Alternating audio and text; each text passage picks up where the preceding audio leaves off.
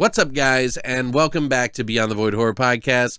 My name is Alex, and today we're going to be doing a spoiler-free review of the fifth installment in the Insidious franchise, Insidious: The Red Door. Let's get into it.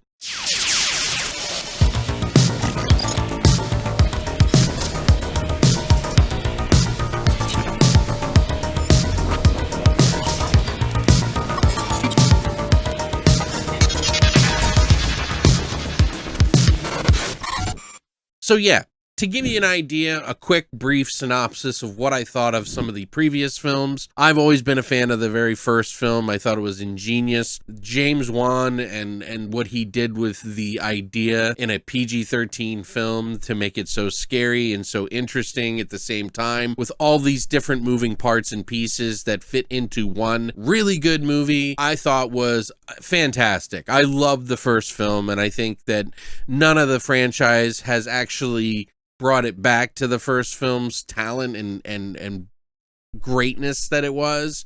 You know, even with Wan doing like the sequels, James Wan wrote the first and also directed it. The second one he directed with Leigh Whannell, and then Leigh Whannell did the next one with his own writing on it, and then the following one we had Adam Robitel with Leigh Whannell's writing, and now we have Patrick Wilson, who is the star of the movie, one of the Lamberts, the family that this all originated from, is directing for his directorial debut, while also starring in the film as the father who comes back years into the future with his son Dalton, who were both haunted in the original film and had to go through some pretty crazy shit. Now, if you've never seen the original films, I might have a few spoiler things that I might mention in the original films. So if you're not familiar with the original ones, why are you here anyway? You should be watching those to really understand the story and the depth and the scope of things, to really understand what it's all about. So just fair warning for those that are just here on a whim. I appreciate you being here either way, but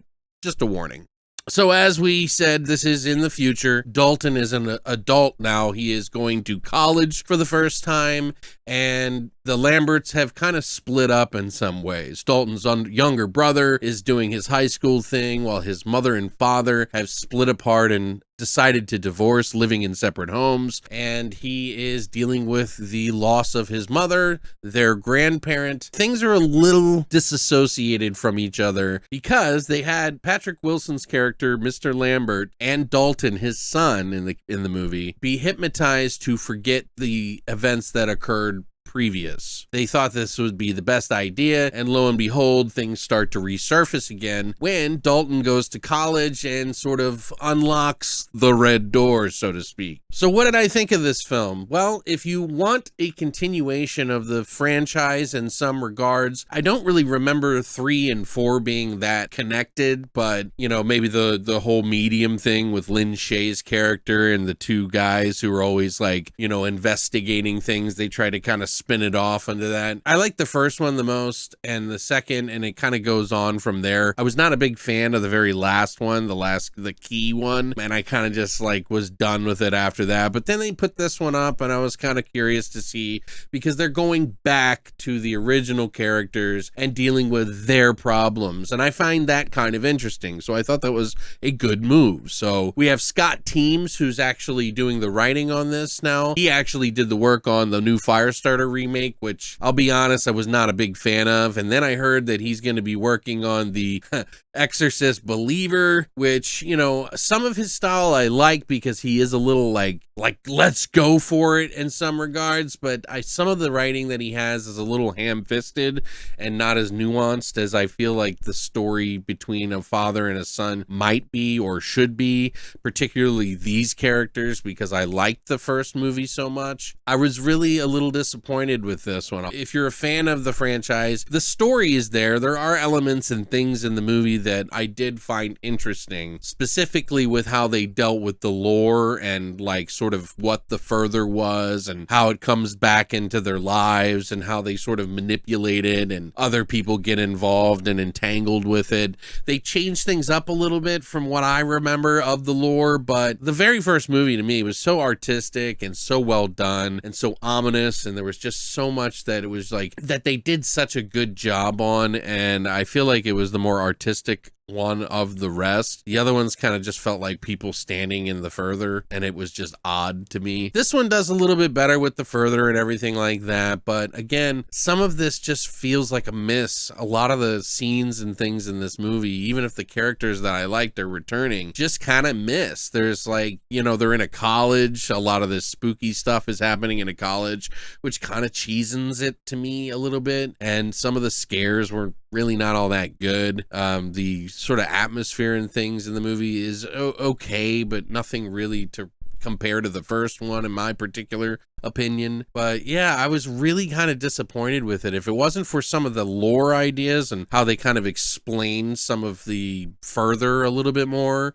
and how it worked and sort of the rule sets that go with this sort of entire franchise, then it probably would have been even lower on my score. But there was a cool couple things that happened in the movie. We got some new characters. Dalton meets a friend in school. You know, the father and the son are having this sort of quarrel over long distance, and they sort of meet up and try to fight the evil again and remember things. And it just, I don't know. It feels like it really pales in comparison to the original movie, let alone maybe the first two sequels. It just didn't feel right. And I don't know, you know, I kind of wanted to like it more, but, you know, especially because I like Patrick Wilson, and I think he did a pretty decent job here of directing, but I just don't think the material was as strong as it really needed to be. Like I said, for a father and a son to have this like sort of resurgence, to be back together and kind of be there for each other. There's moments in the film that I think Patrick Wilson did a good job, but maybe the writing wasn't so good, and just maybe the authenticity of it kind of felt a little off. And, you know, some of the characters are interesting, but it just didn't feel like an Insidious movie to me. Probably closer than the last one or the one before that even.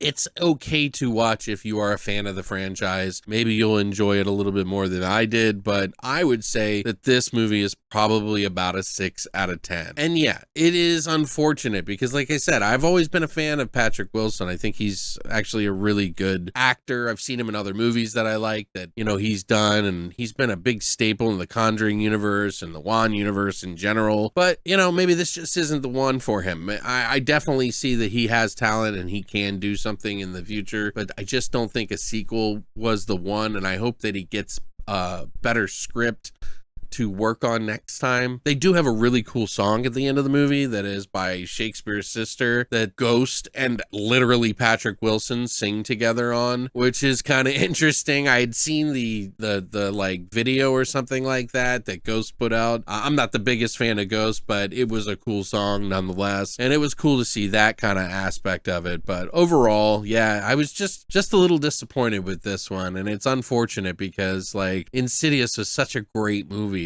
and had so many wonderful ideas thrown into one movie. Was it Poltergeist? No, but I almost kind of liked it better than like The Conjuring and the Conjuring universe because it just kind of had this own original take to it, you know? But yeah, I mean, 6 out of 10 isn't terrible. It might be a little nicer than probably most people are going to give it. You know, I just didn't feel it this time, and I maybe was more connected to the first one and was hoping that it was going to be similar to it. But what do you think, you know? What is it that you liked about the franchise? Did you like the other iterations, or did it kind of like lose its luster after a while? Did you like the last 2 films out of the franchise, or were they too disconnected for you to enjoy? I would love to hear what you think about this film or any of the franchise down below. As it stands right now, where would I place this one? I really don't feel comfortable saying, but maybe like 4th, something like that, 3rd or 4th, somewhere in there. The movie's out now for a VOD. You can actually watch it, and it's $20, so you might want to wait till it comes to streaming or comes down in price. Personally, that's just my opinion, but yeah, have at it if you want. But thanks for coming by, guys. If you enjoyed this video, please hit the like and subscribe button and the little bell notification so you know when I got a new video coming, because I got a lot more coming, buddies. So thanks for coming by, thanks for the support, and as always, long live the boys.